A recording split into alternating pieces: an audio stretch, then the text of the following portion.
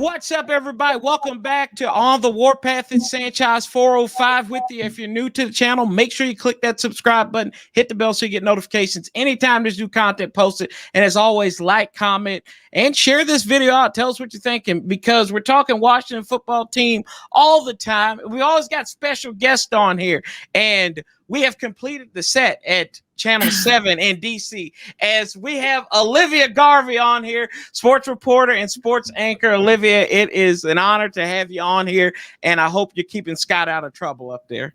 I'm trying. He just left me right now, so it's just you and I in studio. Oh, he's right there, actually. He's getting ready for tennis. He's getting ready for tennis. Don't tell me he's wearing them high shorts now. Oh no, Scott. Are we wearing high shorts? No, he can't listen to me. No. He's so in the zone that he's not even paying attention. There you go. No, he's great. He's great. No, we're having so much fun. We're all back in studio now, so it's really fun. Yeah, and that is kind of where I'll start off with you on a personal level. You got this job back in 2020, and you moved during the pandemic. So just take us through what was that like, just to get used to a new city, and where sports were kind of at a standstill at the point?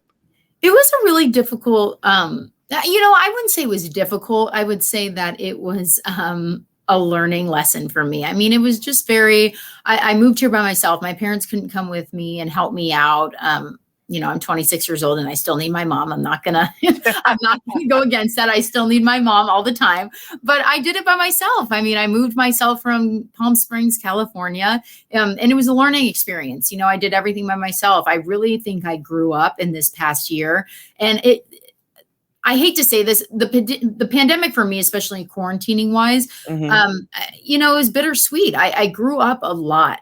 I moved to an entirely new place with no friends.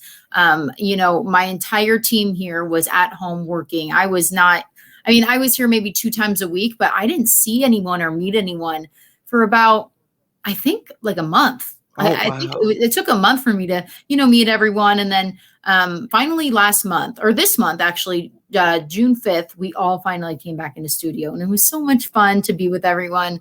And, see everyone, because it's so funny. That's what normalcy is. And it's now a weird concept. Like, oh, we're really close to each other right now. Yeah, it's blowing my mind watching the playoffs and everything in the NBA. And I'm just like, oh, wait a minute. These people weren't there last year. And it's just crazy. But and you kind of came into a interesting time as well with this franchise, name changes, new hire, clear outs. So just tell like your initial thoughts when you went here and you kind of covered a franchise that was kind of known around the world, the nation, is kind of being a little bit dysfunctional, but we've slowly became more functional. Just talk about that piece and, kind of covering the Washington football team. So it's just funny because this is my first team that I'm ever covering. I was with the NFL Network for 2 seasons and I loved it. And, I really learned football there. My mind was so set that I was going to be in baseball in my entire career. Like, that's what I was going to do. I was going to cover baseball teams and all this stuff. But that quickly changed because I went to the NFL Network to get out of my comfort zone. And I got very, very, very out of my comfort zone, but I learned so much. And it was funny. Which it was the Redskins. I was right. Network, people didn't talk about the culture there. People didn't really talk about the Redskins. Like, that was just not a thing. Now the Washington football team, but that was the Washington football. They weren't irrelevant, but they weren't good. Like, they were just not a good team. And then I come to find out when I move here, this franchise needed help.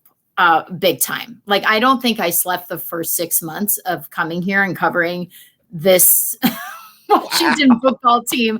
I was like, it was just one scandal after another. And Scott would come up to me and be like, are you okay? Like, how is this going? And I said, this is what you guys have gone through. Like, not even just reporters and the team, but fans. Like, the poor fans, the fans had to go through so much. It was awful. And so when I got here, I was like, wow, I got really lucky because Ron Rivera came here.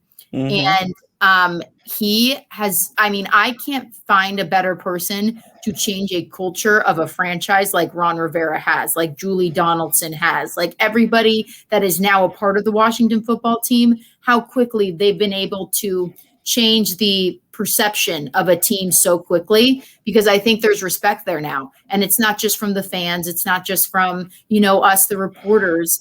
It's from everybody. You hear about the Washington football team now on ESPN, and they're talking about how this is the big team now, like look out in the NFC East. And that is so fun because, and I can't imagine for all the fans how fun that is too, because you guys went through, sorry for my hell. Oh, yes. For years. So I come here and I see what Ron Rivera did, and I'm just amazed. I'm just amazed at how much respect this team has been able to build in the past 12, 13 months. Yeah, I think that's a awesome point. And then, there's more changes that happened yesterday. I really didn't touch on it because I thought you're the first person I'm asking about this. Tanya Snyder is now the co-CEO of the Washington football team. Yeah. And the fans, a lot of fans were kind of upset about it. And I look around the NFL and you see ownership. You look in Detroit, Mrs. Ford was been running the team. Down there in Tennessee, Bud Adams' daughter is running the team, and I believe in Denver as well. I think the majority owner right now is Pat Bowlen's youngest daughter, and I don't. Why do you think these folks are so upset about Tanya Snyder, who seems like she's ran the breast cancer awareness program and different things with the charitable foundation, getting recognition for what she does, helping her husband out for the most part? And see, that's where it is. She got the job because her husband is Dan Snyder. She got the job because of this. She got the job because it hits so close to home. That happens a lot. I mean, there are so many people.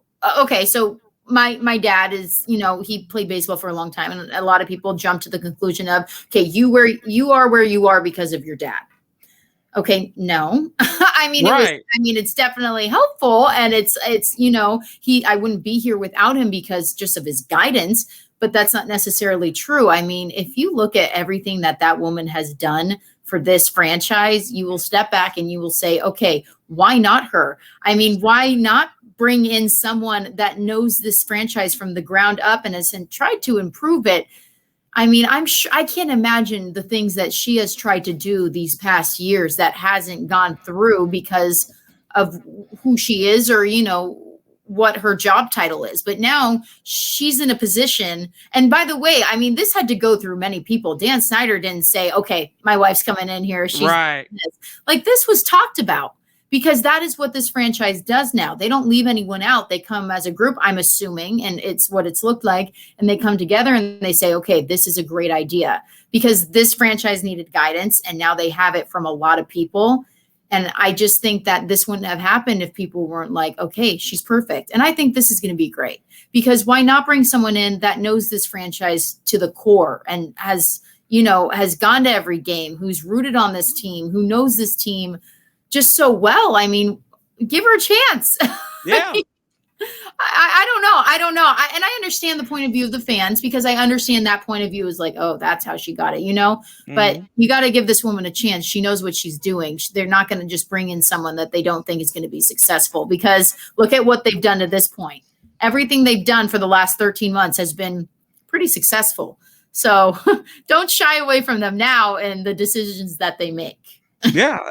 I said, I have, I'm trusting the process. As long as we don't get Ben Simmons shooting and missing bricks and everything, I'm going to trust processes. As long as trust the process, Corey, trust it. It's going to work, and it's working. So everyone's just got to take a deep breath and get ready for season. Yeah, and shout out to your dad, Steve Garvey. I have a buddy who's a huge Dodgers fan, and I told him that I was going to be interviewing his daughter. He's like, really? I was like, yeah, his name's actually Steve too, so shout out to Steve Kern. I love it. I love the name.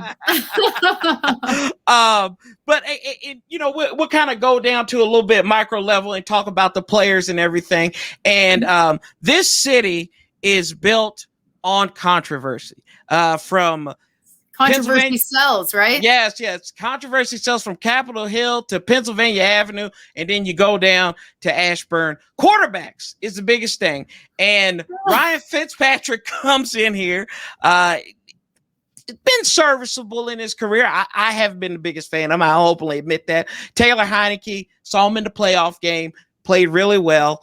At the end of the day, I'll just ask you up and down, who is going to be the day one starter, and will the day one starter be different than the week 18 starter?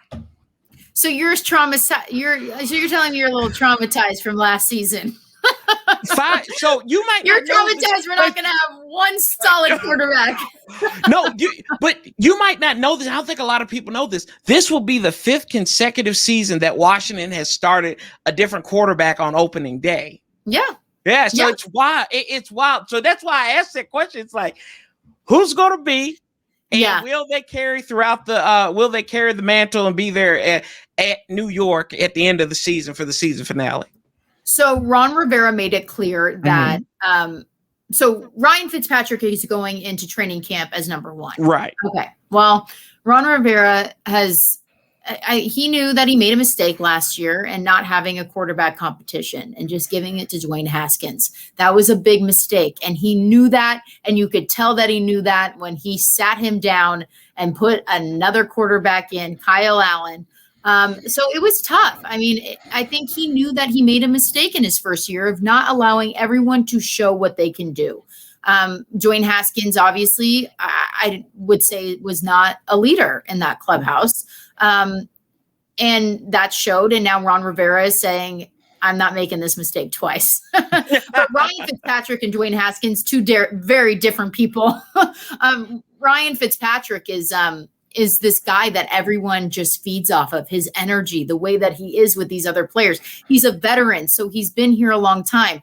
Why not Ryan Fitzpatrick? We'll see if he can have a good, steady, game through training camp. But then you have Taylor Heineke, who has been proving that he has not stopped working out since that that game against Tampa Bay. He's proving that he works out almost every day and he's ready to get into that role. And then you have Kyle Allen, who's coming off injury. We remember that.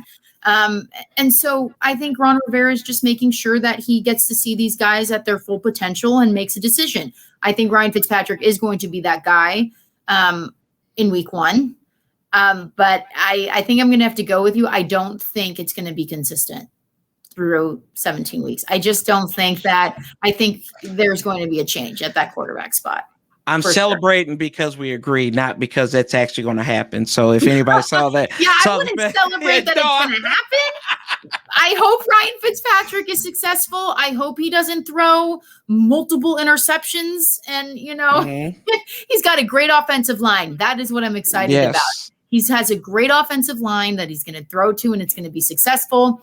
I just don't think that we're going to see him at the end of this season in the quarterback spot, because we've seen throughout his career that he does not last the full season. Exactly. And those interceptions are going to get you. They will come up. It's like walks in baseball. They will haunt, and so will interceptions. Right. So I had a chance to talk to Phil Steele today, and he does his college football preview magazine. Mm-hmm. So in the 2 things that he says that he always has that are highlights there, most improved and biggest surprises going into the upcoming season. So I'll ask you this: who will be the most improved player from last year on this Washington football team? The most improved. Mm-hmm. Ooh. The most improved.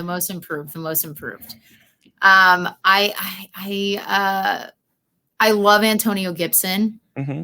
I think he got hurt, and I think that it was a struggle, and he actually did really well, but I think he's going to be a star this season.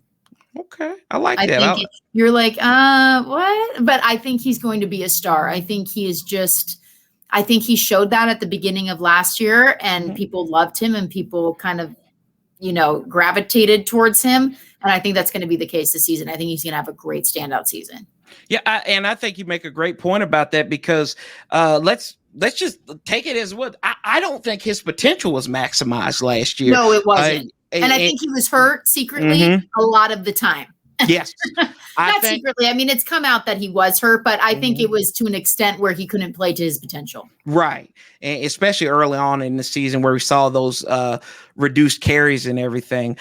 So I'll ask you biggest surprise then. Who will be the biggest surprise? We'll say positive. And who will be the biggest positive surprise on this team? I kind of have two. I think I say that Ryan Fitzpatrick is not going to make it through, but I think he's going to surprise. I think people are going to be questionable about him.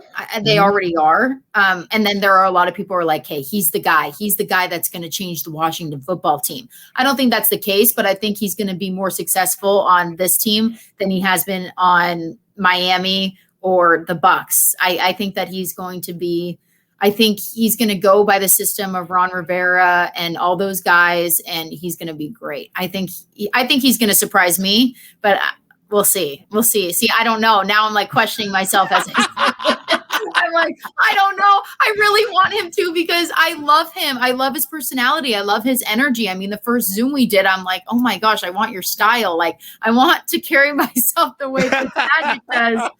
So it's so funny, but I think he's going to surprise me.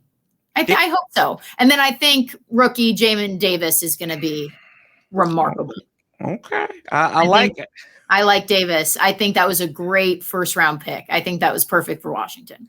Yeah. And you know, it's kind of funny, Olivia, that you bring up Jamin Davis. A lot of people thought this was a head scratcher of a pick.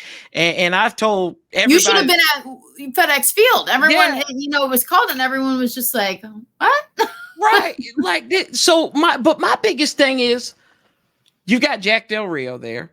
Linebacker, pretty good linebacker in the NFL. Ron Rivera. Not bad. Ron Rivera is there. Steve Russ has done things in college with linebackers that have made them pretty successful when he was like at Air Force. So my biggest thing is why not trust these cats to make the decision to get the linebacker? If this is the linebacker they wanted or is on their list, just trust and run with. That's the one thing you should give blind trust to is two linebacker gurus who actually will say it. The linebacker room was deficient last year, almost as deficient as the tight end room.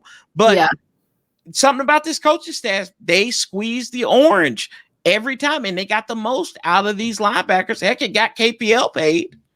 I know. And that's the thing. Well, trust the process. Like we all say, like I'm sorry, but you know, during the draft, it was a different vibe in that draft room than maybe what you guys have seen in the past years. There were a couple people that were not there in this draft room this year making decisions. They're out. So you had Ron Rivera coming in and saying, I want this guy. I know that we can help him. I know that he can be successful. Ron Rivera is very good at knowing these types of things. I mean, he's Ron Rivera. I mean, look what he's done so far. And I keep saying that because it is so amazing what he's done. So, I mean, you got to trust this kid. I watched him at, mandatory mini camp, and I watched him during the rookie camp, and I was just like, geez, I mean, not bad for a rookie. I mean, and he's still got to learn. All these rookies have to learn, and they will, but I think you put him in, and I think he's going to be pretty good. And Jack Del Rio and Ron Rivera are going to make sure of it before they throw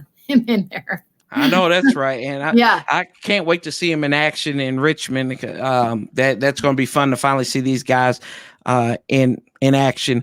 I will, I'll ask you, I got two more questions for you. Biggest camp battle that interests you coming up here? What's the biggest I can't wait to see how these guys compete out here and who's going to be the winner of it? Camp battle, I think offense, defense. I mean, the defense literally through mandatory minicamp just dominated our offense. Like it was just like, look at the defense now. Look what they're doing here. Look what they're doing there. They're dropping balls like there's no tomorrow. And that has nothing to do with Ryan Fitzpatrick and the offense and the people he's throwing to. But our defense is number one. and they're going to demolish. They don't care if it's their own team. They're going out there and they're going to take over the field. And they did that through mandatory minicamp. And it was just so fun to see because that's the defense that is going to take over this NFL in the 2021 season. They did it a little bit in 2020, and now we're going to see it. And that's the best battle I'm ready to see is these guys go at it and show us what they have. And I think the defense is going to win. Okay. Yeah, well, Doug's not going to let it go otherwise. No, that's not going to happen. I think they might rig it to the defense. Oh, yeah, I think so. Defensive-minded coach will. You kind of reminded you jogged my memory about this, and so please forgive me when I ask you this. I'll play word association with you. When I say Joe Kelly and I say Howie Kendrick Grand Slam, what's the first thing that comes to your mind? Is this podcast over? I had to ask you that. You're getting ready to come to the city, and what's a great way to get introduced to DC than the I was. That is exactly how I was introduced, actually. We do our first show here, and we have screens all over the place, and Winston, my producer, goes, oh, wouldn't this be funny? And Scott's like, yeah, let's do a tour. Every single place was that Howie Kendrick bomb. By the way, I was right behind home plate. Tears were coming down my eyes. This was good. I should have known it was coming because everyone does it to me. It's a setup. You're stirring the pot here. Always. I had to do it. I love it. You know what? It's so funny because if it happened to anybody else, I wanted it to happen to Howie Kendrick and this Nationals team back in 2019. And the Dodgers lost to they lost to the World Series champs. And that's the best way to go is to lose to the guys that are going to win in the end. So it still hurts. My heart still breaks every time I hear it, but I'll take it. Hey, y'all look, that was the motivation that the Dodgers needed to get over the hump and win it this past year. So I just had to get that one in there because I went straight Gary Thorne, goodbye home run when that happened because I didn't believe it. I always feel like we're cursed. So but my heart still breaks every time I hear it. That's okay. Hey, you're one of us now, kind of. So but I appreciate you coming on here, Olivia. And that's all my questions I have. Thank you so much. This is such a great podcast that you do. It's really fun the way that you do it, and you're doing a great job. So thank you. Thank you. You all can check Olivia out at Olivia7 News on Twitter and Instagram, right? Is that correct? Garvey 7 News on Instagram. Garvey 7. Okay. I almost got it close there. But anyway, y'all, appreciate. Check out Olivia. You can check her out on Channel 7 in the sports report, and our good friend Scott Abraham as well. And as always, Sanchez 405. Love, peace, and hail. And I'll be talking to you next time. We're out. I appreciate this.